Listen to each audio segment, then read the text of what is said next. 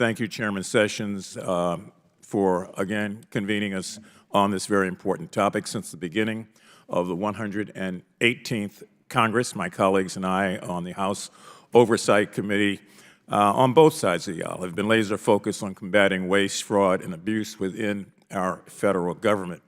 And it's, for the most part, not been a partisan issue. No matter what side of the aisle you're on, we should be able to agree, I think, that every single cent of people's money that we spend ought to be going to its intended purpose. From our conversations with the distinguished panelists who have appeared at several other hearings, as well as the helpful work of the Government Accountability Office, the Pandemic Accountability Response Committee, and others, we've learned that the potential extent of improper payments and fraud within our government is, for lack of a better word, simply astounding. For example, in April of this year, as was mentioned by Ms. Brown earlier, the GAO released a report estimating that between $233 and $521 billion per year worth of fraud occurred in the span of 2018 to 2022.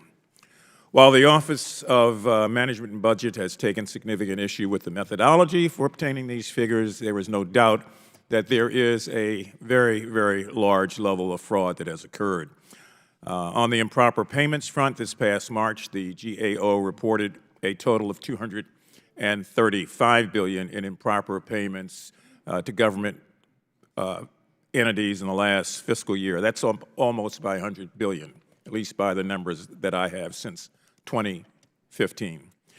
In recognition of what I consider is a shared challenge, Chairman Sessions and I have been working roughly for about a year on a bipartisan basis to create a congressional scorecard to assess the progress of key government spending programs in reducing fraud and improper payments. The federal programs on this scorecard were selected because they represent those, in many instances, with the highest fraud risk per dollar. The Earned Income Tax Credit, which has helped 359,000 people in the state of Maryland alone to be able to make ends meet last year, is on that scorecard. The Supplemental Security Income, which keeps the lights on for more than 35,000 of my eligible constituents alone, is on that scorecard as well. And so it is increasingly and crucially important for me, and I will say for all members of this committee, that we assess the degree of fraud and progress in combating fraud and the improper payments in these programs, because they've been so successful in keeping our country afloat, particularly during the worst of the COVID-19 pandemic. Thanks to the policies passed by a large bipartisan majority during the beginning of the pandemic and the American Rescue Plan passed by congressional Democrats and signed into law by the Biden-Harris administration, the United States has had the largest and the strongest economic recovery out of the entire developed world. So many of us believe that Congress should defend those programs from those that seek to abuse them deliberately over and over again by strengthening, as we've heard today, the executive branch's ability to track the success and ongoing prevention efforts. And before I conclude, I would also be compelled, Mr. Chairman, to mention the importance of investing in solutions that we already know are effective in combating waste, fraud, and abuse.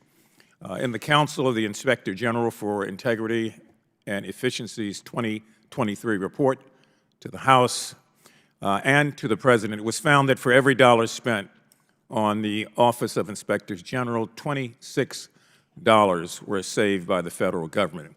It may sound like a small amount, but when we talk about billions of dollars, it's significant. So I would continue to urge my colleagues to consider the benefits of further investments in the OIGs to achieve greater cost savings for all of us. Furthermore, Larry Turner, the Department of Labor Inspector General, has done an exemplary work in investigating in potential benefits of data analytics, which we've talked about often in preventing fraud, and found that the use of such analytics could have prevented much of the unemployment insurance fraud that occurred during the pandemic. So I'm very interested in learning more about how this committee and indeed the entire Congress can invest and those kinds of tools for prevention.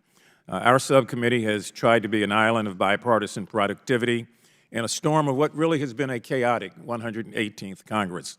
So I'm proud of the work we've done and the strength and the cooperation across party lines to get us to this point. I look forward to hearing more about this topic today. Mr. Chairman, again, I want to thank you, and I would yield back any time I might have.